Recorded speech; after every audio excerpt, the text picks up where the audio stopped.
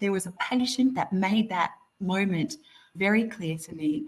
It was part contextual. There was a lot of things going on in our family life at that time. So there were a lot of emotional stresses outside of work, coupled with a very demanding roster. I was working purely overnights in an unforgiving pattern. The caseloads were high. I wasn't sleeping in between shifts. So, that was all cumulative.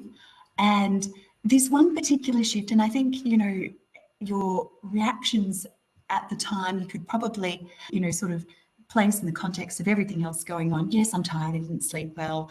Yes, I'm trying to study as well. But for me, it was actually euthanasia that I couldn't do. And it's the first time in my career that I had to ask another vet to do it for me. And it wasn't as though I'd already done 5 that night. And, this was the straw that broke the camel's back. It was the only patient that I'd had to euthanize that night. It wasn't even a particularly busy night. I just got to that consult, for the dog, it was an end-of-life decision. It was totally justifiable. The clients were lovely, and I just couldn't do it.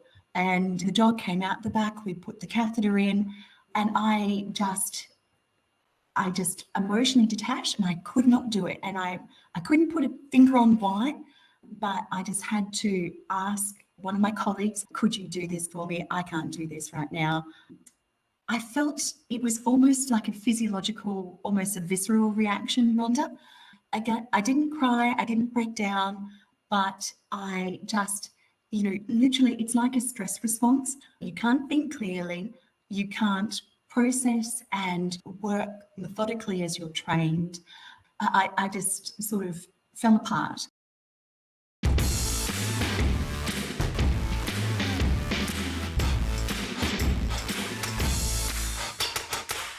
Rhonda, welcome back. Thanks very much, Hugh. Lovely to be here. The mental rectal, as we call it, right? Yeah, absolutely. Yes, exactly. And it's a good one. It's compassion fatigue that we're talking about. You and Taleta had that fantastic discussion around compassion fatigue. Hot topic, right? It is very much. I think I'm reminded of it pretty much daily at the moment, Hugh, and it really came to the fore yesterday even. A vet was just saying to me that, he runs a big practice, and he just came into the clinic, and there he was standing in front of the animal, in front of the client, and there was just absolutely nothing. And there was just no sense of connection. It was just, he said he just felt blank. And that's a really good description of compassion fatigue, because it is exactly as the name describes. It's essentially feeling exhausted from caring. Wow. So, of course, I've got questions from Taleta's description about her experience. Similar thing where she just literally hit that wall with it almost. A lot of it sounds very similar to when we talked and when we read about burnout. Is there a difference? Does it matter whether there's a difference or not? Because really the preventatives are going to kind of be the same. But for academic sake, is there a difference between burnout and compassion fatigue? There is. And I think we do need to differentiate between the two, because the whole thing about the compassion fatigue is that what we've got happening there is, in simple terms, it's the cost of caring. So you've got that emotional burden or emotional residue of caring. It can actually, a better way of looking at it, Hugh, is to put it in line with what I would call secondary post-traumatic stress or vicarious trauma, because it's got the same sort of symptoms. Now, if it goes unchecked, then that turns into burnout. So what we've got to look at is that compassion fatigue is one that really has those, if you like, quite the bucket being emptied over time, whereas burnout, whilst it's got similar things about slow and cumulative, it very much isn't about just a loss of energy, which is what compassion fatigue is. Burnout really has some very significant symptomology from a cognitive and psychological perspective, and it's very destructive very quickly. Whereas the good news about compassion fatigue is if we catch it early, the bounce back is very quick and we can really rectify it very quickly. Burnout, people have gone a long way down the track before it starts to show itself, and so therefore recovery is much, much longer and much more complex. So I guess that's where I'd like people to see the difference in treat your compassion fatigue like a secondary trauma, because then we can actually really look at some good proactive strategies and quick recovery. Whereas the burnout is very much about that creep, that slow creep behind us. We don't see it coming. Whereas compassion fatigue, we can see it coming. We've actually got some really important signs that I'd like to talk about. And so is it fair to say that compassion fatigue it's one of the steps on the journey towards burnout very often? Yes, often, exactly. It's a component of burnout. So you'll often see as a flag that disassociation from your emotions, and that's the first sign of compassion fatigue. But it's also some of the signs that, if go unchecked, can then be like Velcro, attach itself to a whole lot of other stuff, and then it becomes on the slippery slope to burnout. So is this, I like to simplify things. Can we say you've got your car as your life or your career or yourself. You run out of fuel on the highway and you just need to get to the fuel station and fill up. That's more compassion fatigue. Engine is blown out, needs to be completely overhauled, new engine or rebuild. That's burnout. Perfect. Okay, Perfect. cool. I love the analogy. Could I take the one with the fuel going out? I reckon I'd like that much better than the cost of the engine blowing up. And let's just throw in for good measure there, Hugh. It's not only the engine blowing up, you've got flat tyres all the way around as well. It's hopefully not quite a write-off, but you're almost there. I remember very crudely one vet said to me, it's the CBF, can't be fucked. Yeah, that's exactly what comes to mind. And I've definitely, when it hits you suddenly, for me, it was always on shift work. It's 3 a.m. and I'm wrestling a dog for an x-ray that doesn't want to be x-rayed. And I just want to lose it and just go, I literally just can't be fucked. Okay, just go away. Yeah. I just want to go to bed. Yeah, exactly.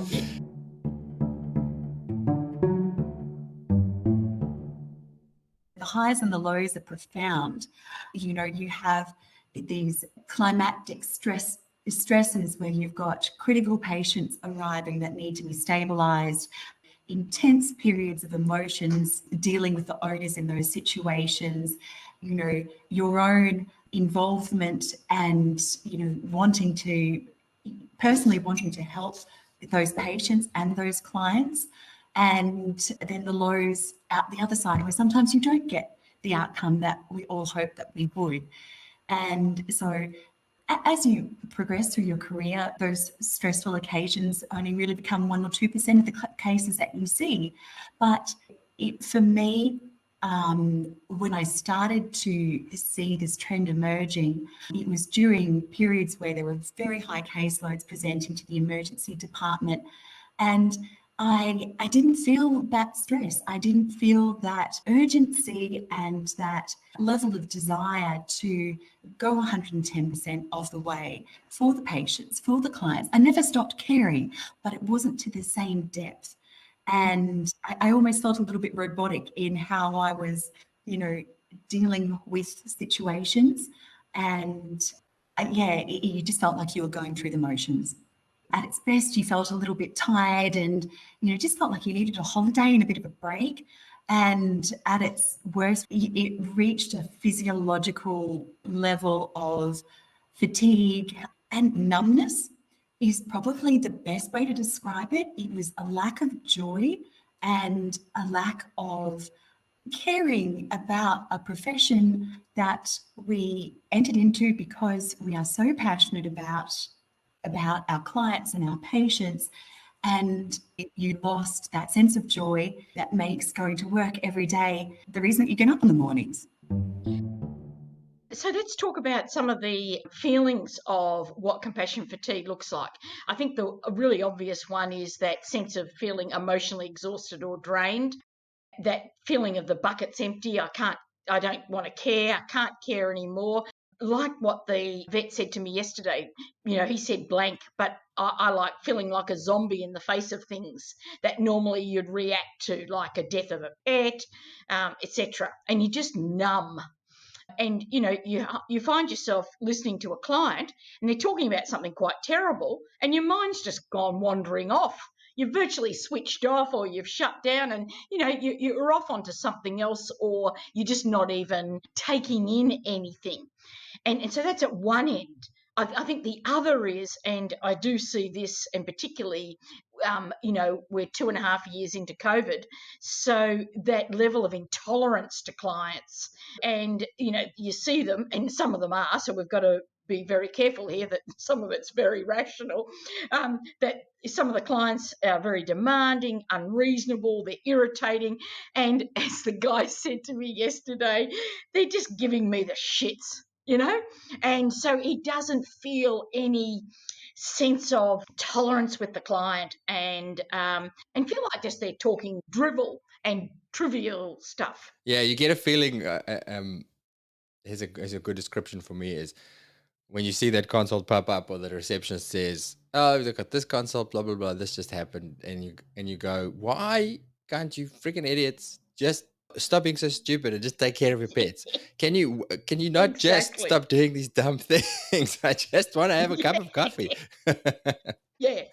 Yeah, and that's exactly it. So all of those signs, what you've just spoken about, Hugh, and what I've just shared, they are the overt signs and the internal signs of compassion fatigue.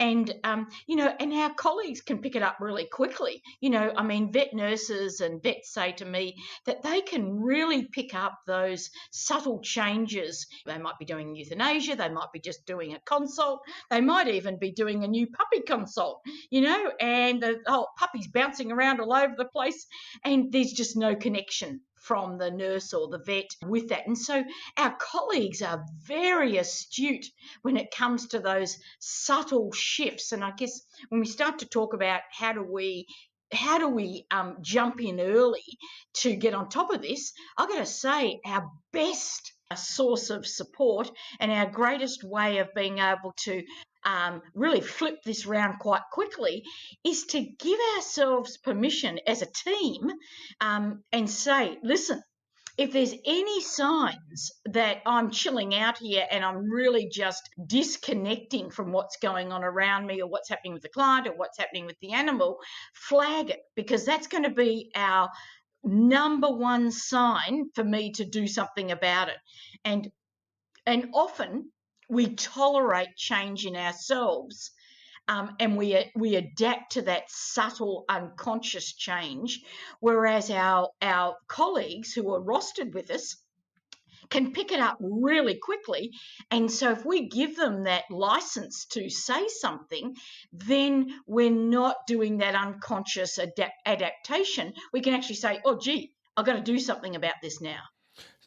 So are you saying that our self-awareness around it can be blunted, where we don't realize that you're being a uncompassionate prick, Yeah. but your colleague can see it, and we have to have an agreement to say, if I'm being a dick, can you please tell me, hey, do you need a break? Yeah. Do you need a Exactly. chocolate? Yeah, no, that's Okay. exactly right. And that's a really good way of putting it, Hugh. Our self-awareness does get blunted. It gets, because we are adaptive by nature, we don't actually see it as astutely as others around us. And so therefore that subtle change that we keep on going, yes, well, we just acclimatise would be a way I'd put it. But if we're actually saying as a team, listen, anything that do it once, that's okay. Do it twice, I think I'd put up the hand, do it the third time. Hey, we need to talk about it. Yeah, that's great. You need a nice, trusting environment to be able to do that. And how do you create that environment? Because what can happen when that person's in that space, and if it's not expected, and you go, "Hey, you acting in this way," they might get defensive and say, "No, I'm not. I'm fine." Yeah, exactly. And if you haven't got that agreement up front beforehand, because one of the signs of compassion fatigue is that degree of irritability, then highly likely, Hugh, if you just bounce on them for the first time about it, then you're going to get a very negative reaction. So recently I've been speaking at a couple of conferences and also then talking to some, large practices around Australia. And I think what I'm really liking, what I'm hearing, is that they're saying, that we are setting up a healthy, well-being environment where there's no stigma to actually talk around some of the symptoms or signs of change in our colleagues.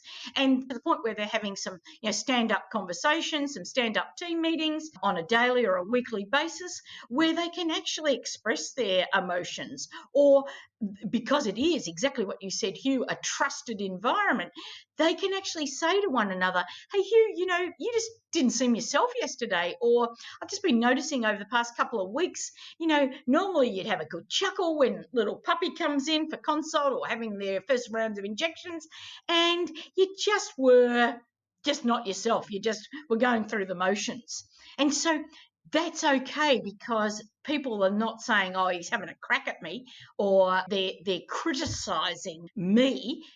It's an environment of, I'm supporting you because, hey, you just weren't your normal self.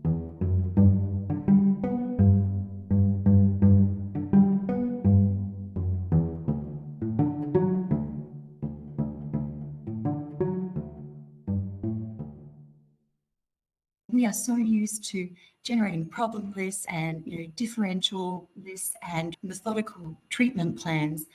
And for me, it just felt numb, and it just felt like a absence to be able to default to those processes that we've built up and developed over time to rely on to get us through those situations where you've got 3 crashing patients all arrive at once, or you've got 10 people waiting out in the waiting room. It was just a complete inability for me to draw on any of those. You are so reliant on your ability to be able to deal with things, and also other people rely on you to be able to do that. That's your job. And to not be able to draw on those resources when you need them is, probably the best word is frightening. I think the visceral reaction is one of my tells. I'll often just get these very fine muscle fasciculations, which to me, I just sort of, it's just my body's way of saying, I'm not coping with this right now. And I think amidst a very busy emergency room floor, what you said with that out-of-body experience is probably just spot on, Rhonda. You're just all of a sudden completely unaware of everything that you're usually able to triage in your periphery. You're comfortable that everything's going on and it's in the right place, and you're just completely unaware of anything, and you're disconnected from it. Once you point it out, Rhonda, then what's the next step? So let's say let's say it's me. My colleague says to me, "Hey, you're not yourself. You're grumpy, and then I recognize and go, okay, here's what's happening. What's the practical step from there? Then is it just an awareness and try and change it, or what are the actions that you need to take?" Yeah, and I think there's a number of ways, and I think once the person who's been given the feedback is saying, I'm just not me, then they need to unpack it. They need to either unpack that with themselves if they've got quite a good self-awareness, or they may feel the person who's pointed it out, they'd like to take it offline and have a coffee or go for a walk or just sit down somewhere in the sunshine and just have a talk about it and have a look at, okay, well, what is actually making me feel exhausted, or what is it that really is is affecting me. And it could be that it can be quite specific things in that compassion fatigue. Like it could be, the classic of the back-to-back consults. It could be a particular type of treatment that they're doing. And I bring up euthanasia as that often comes up with me, that people are just got to an exhaustion point about euthanasia. And so it might be that they're really identifying what are the things that perhaps are some of the triggers in that compassion fatigue. Or is it that they've just been working really long stretches without a holiday, and the hours? So it's about firstly finding out what's contributing to that, and then it might be a number of things, because life isn't simple. It's not just one thing. Then being able to say, okay, let me experiment, let me change that around and see whether or not that makes a difference. So, for instance, it might be simple thing. I haven't had a holiday. I've been plugging away through COVID for 2.5 years. So this is the time now to say, I must give myself a breather. Or it could be, okay, I'm going to actually, instead of facing up to new clients every 15 minutes, after so many, I'm going to have a 15-minute break. So you start to change the pattern of work, however small, but it's changing the pattern of what you think may be contributing to the compassion fatigue, and then checking if that's made any difference. So it's not going to be a overnight change, but we would expect it to flip around in weeks, because if it doesn't, then it then starts to go on to the journey that we spoke about of being more complex. So I'm one, when compassion fatigue is flagged, get in, find out what possible things that are contributing, and really make a dramatic change quickly so that you pull it up. So, I had one recently in Victoria, and she was crying for most of each of her rosters. And when we sort of unpacked, it was particularly around a connection that she'd had that, and this is where you can parallel it to trauma, that there'd been a connection with losing her own animal, her own dog, and the similarity of dogs that came in with the presenting symptoms. And whilst theirs wasn't as dramatic, she went overboard in her care and in her compassion, because automatically she saw symptoms that she then jumped to thinking, this animal's going to die. It's going to go in the same direction my dog did. And so she absolutely drained herself very quickly.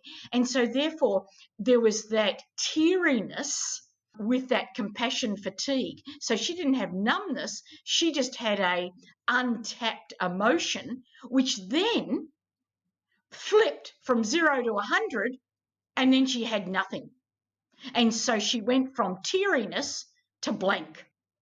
And so what we did, with the great support of the owner of the business, we did give her a breather for 2 weeks, not to 1 week fully away, and then 1 week actually doing something in the way of some research for the business rather than client interface. And I'm really impressed that in 2 weeks she'd actually done a great deal of recovery, because she had very good self-awareness. Once she understood what the connection was, she freed herself up.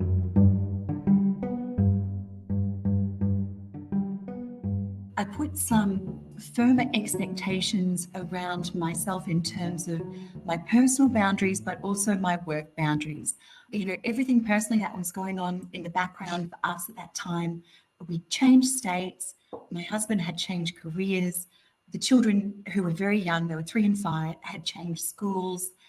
Our 2 dogs, which were our first children, both were diagnosed with cancer within 3 months of each other, both undergoing chemo. And you're trying to be the support pillars for everyone, while still I was still working full time, because financially at that time we needed to. The shifts were demanding, the roster was demanding. It was just the perfect storm. But I let all my self-care mechanisms go in that time and just tried to survive. And I think moving forward, it has emphasized to me the importance of prioritizing those self-care mechanisms in order to be able to be the best support that you can for your partner, for your friends and your colleagues, and then also to provide, to be the best vet that you can for your clients and your patients. So I didn't see self-care as a secondary need anymore. It became the priority. I never realized the superpower of sleep. And I always sort of, I think, especially as an ECC vet, but I think we're probably all guilty of this. There was that stigma that sleep's for the weak, plenty of time to sleep when you're dead. And it's not the case. And you always left it till after you'd wrapped up those emails or you'd finished that work or, you'd stay late from the shift. And so you'd rely on 4 or 5 hours a night and, you saw it as a weakness if you couldn't function after that. And so for me, it was recognizing that I needed that rest physiologically and emotionally. So making sure that I got 7 or 8 hours of sleep regularly and regular exercise.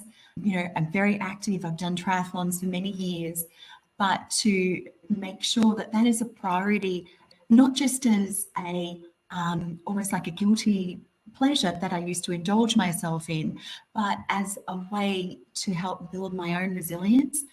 And for me, personal coaching, really helped to raise that level of consciousness and deliberateness about my approach. And so for me, it's seeing those early precursors that will then tell me, hey, we need to change something here. What is it that needs to change? And then doing it. So recognizing the early signs is probably the key takeaway for me. Also, increasing my expectations from the workplace, what it looks like to have a workplace that is supportive of their employees, and sees that there is a human face to all of this, and we need to create those sustainable careers for our employees. We need to have sustainable rosters and sustainable workflows so that our employees are being the best versions of themselves and providing that best level of care that's going to let them enjoy their careers for years to come. I think that the biggest things for me are things that you can immediately take away yourself and implement on an individual level, but also within an organizational context as well. For individuals, we need to know our own tells, be more in tune with yourself. You're not a robot, you're a human with needs and values that are important and are worth listening to. And that's different for everybody. And what's going to be the straw that breaks the camel's back for one person is going to be completely different for another. And I think it's just so important to tune into yourself and know what that tell is for you, where your boundaries are, that you're not willing to compromise on. And they can be really difficult things to identify as a new graduate or a recent graduate, because you feel, compared to the vet that's been out for 5 years or 10 years, my goodness, why do I need fewer consults for the day? Or why do I need to change my shift structure? Or why do I need more holidays? Things like that. But it is so important to know your own value, your own worth, and your own boundaries and respect them. I think the second one, which is equally challenging, is to have those difficult conversations. And, I guess an extension of knowing your own boundaries is have those difficult conversations with your boss, with your manager, with whoever it might be, so that you can put in place those protective mechanisms for yourself so that you don't reach that point where you're not functioning at 3 o'clock in the morning on the floor. And those conversations are difficult to have and they're difficult to get used to. And the only thing that makes them easier is having them. And I think that's just something as a profession that we need to get better at doing. It's just a muscle. And I think the third one is really, there's so much stigma around mental health in our industry, Rhonda. And that's why, your series is so exciting. And we are working to debunk that stigma and to say this is another skill, another core skill that's equally as important as your technical skills, and that we need to develop that. And I think on an organizational level, that's for those organizations to provide that mental health support for their employees. It's to break down the stigma within the practices so that people feel comfortable about having those conversations, saying, I'm feeling anxious, I'm feeling overwhelmed. But on a individual level, it's supporting your colleagues. It's checking in with the vet or the nurse next to you when you see them a little bit quiet or you see them a bit distracted, and they're just going, are you okay? So I love it. And it sounds, I wouldn't say simple in theory, but it sounds very doable, right? And I think we all want to do that. But here's a conundrum, and I don't know if this is maybe more practice management and bigger picture business shifts. But this problem that we faced with is to go, yeah, we've got to make space for these sort of things to happen. But that means that person now has to have 2 weeks off. And that means that the rest of the team, the easy answer is, well, get a locum, we'll cover her. But that doesn't happen. We can't get locums because we're all under the pump as a profession, really globally. That's what it's. So then you've got the rest of the team going, okay, well, now I'm doing extra shifts to cover for vet X who has compassion fatigue, but I'm also kind of on the edge of compassion fatigue. And now that's overloading me. So we've got to provide support without feeling resentment towards that person. And then there's guilt for that person going, well, I'm letting the team down because I can't handle this stuff. So I don't know. It's a very, very complicated situation. And this isn't theoretical. I've seen this multiple times where the practice owner is supportive, but then the onus of the extra work falls on the rest of the team. Have you come across that? And how do we handle that? Yeah, and look, you're quite right, Hugh. They are the secondary consequences that it then falls on the shoulders of others, and then you've got a risk of what happens to them. So the example I gave was the person had already got into that compassion fatigue, and so we needed to short circuit it and do something quite radical. So yes, there is a knock-on effect. I think the beauty about it was, so let me just add to this, because the practice manager had a very good trust with the others, they actually called it out, spoke about it, said, we're going to look at a 2-week block here. Can you support it? And so the others had a defined period. It wasn't a how long's a piece of string. And they felt that they could do that with a defined period of time. So I think that helped because there was good communication. But as you rightly said, it does have to have buy-in with others, otherwise you get that resentment. But I'd like to talk about, we can stop all of that. We don't have to go down that track. That's when it's happened.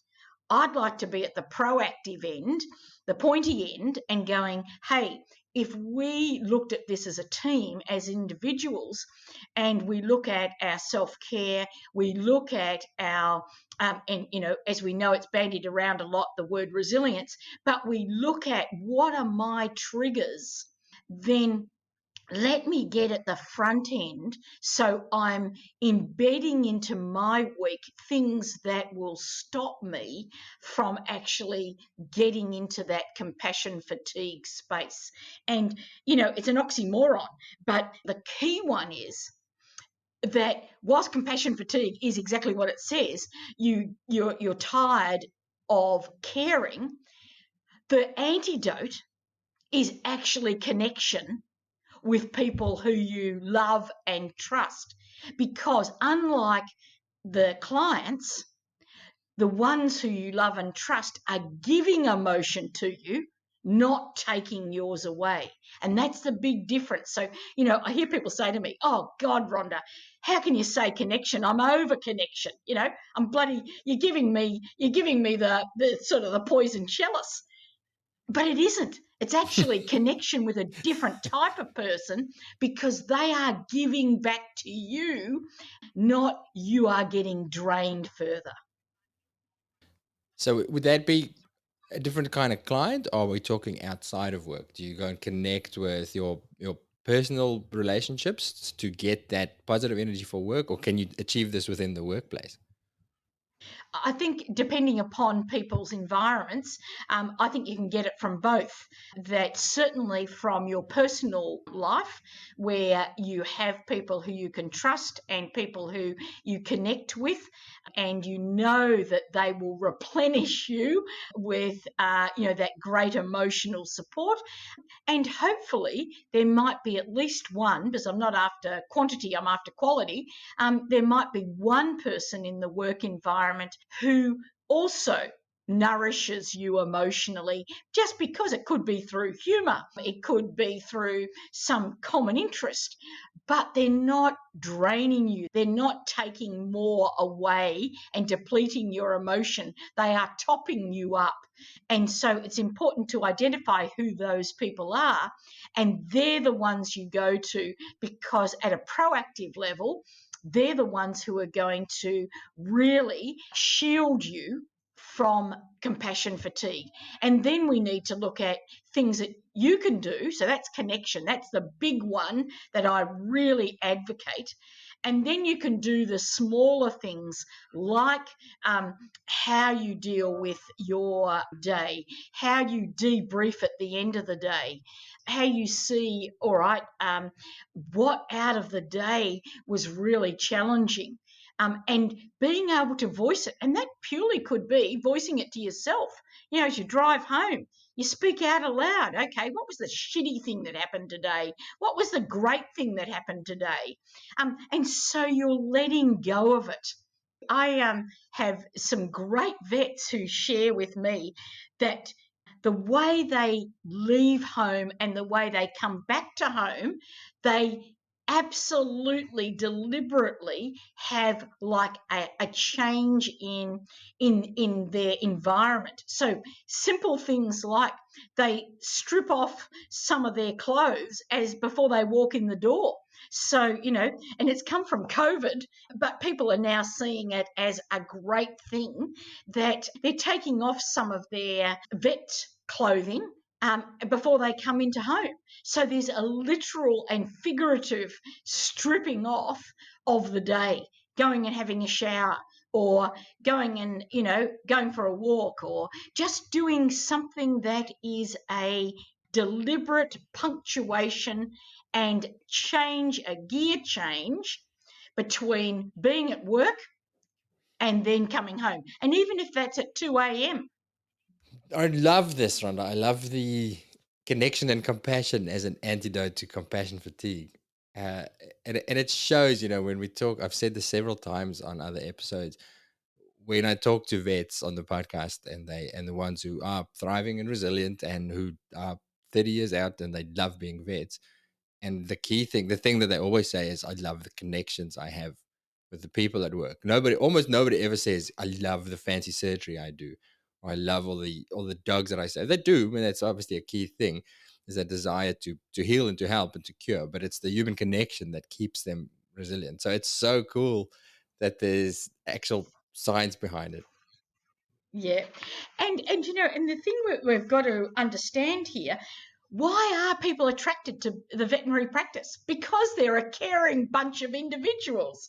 So by default, they're going to be more psychologically vulnerable and psychologically connected. So therefore, we need to say that's a given. That's what makes them great in their job. So what we need to do is say, how do we then give them the strategies to make sure that their greatest asset doesn't become their greatest deficit? Yeah. Rhonda, what about, so the way you talked about the way you have to work and think about work and looking for the connection, that's a quality of how you work. But what about quantity? Does that come into play? For I feel like for me it does. When I do, I actually can't handle full-time vet practice without getting those compassion fatigue feelings. It's very hard for me. I get drained by a 40, 50 hour week. But if I do fewer hours and shorter shifts, then it's completely sustainable for me. I can focus on the positive and I can stay resilient. But then I get to the point where it's okay, now it's too much. I'm empty.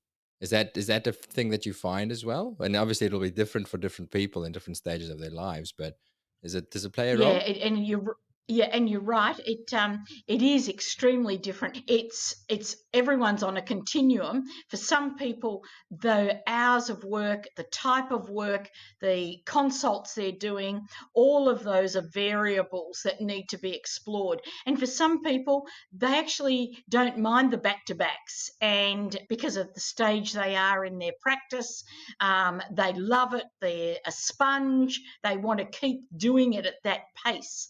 All I just say is keep a check on that, so that any, once again, subtle changes you're picking up. So I think rather than zooming in and just focusing on work hours, I think it's the whole package people need to look at. As I said, content. So what are the consults? How many? What are the hours? Etc. But for me, what keeps on being missed is, in a lot of vet practices, I hear them doing operational debriefs. I do not see them doing psychological debriefs. And if they do, they merge it into one debrief. And that, for me, is a no-no. That's like, I'm trying to find an analogy here, but it's like me saying to a vet, oh, well, whilst you're doing the cleaning of the teeth of my dog, if you wouldn't mind just doing some biopsies, and if you wouldn't mind just taking the tumour out of the dog at the same time, and if you could clip them too, because whilst I've got them under, then let's do the whole full Monty. And so, you'd look at me and go, what have you been on? Well, this people ask all the time, Rhonda. That's what they want from us. It's a running joke in our profession.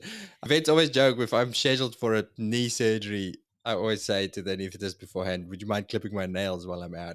Because that's what we get all the time. Right.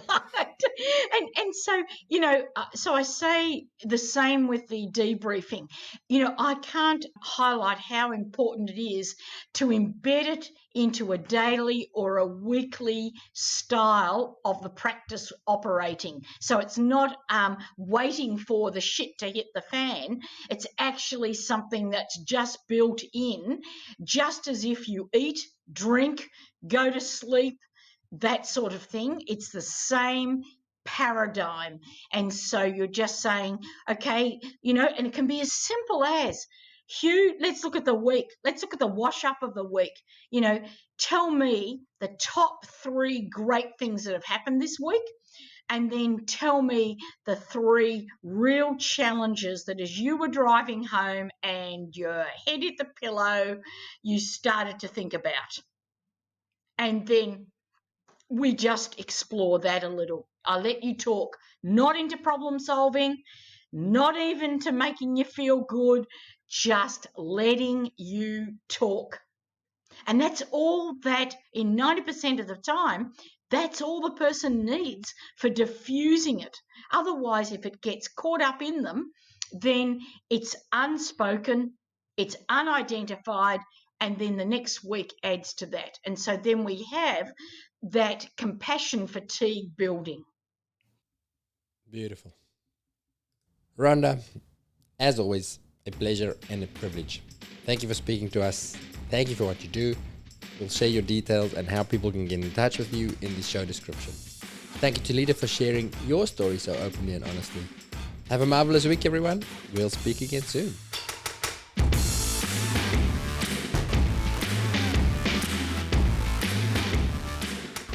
2 things to finish up with. Redveld Live, baby. 22 to 25 November, Noosa.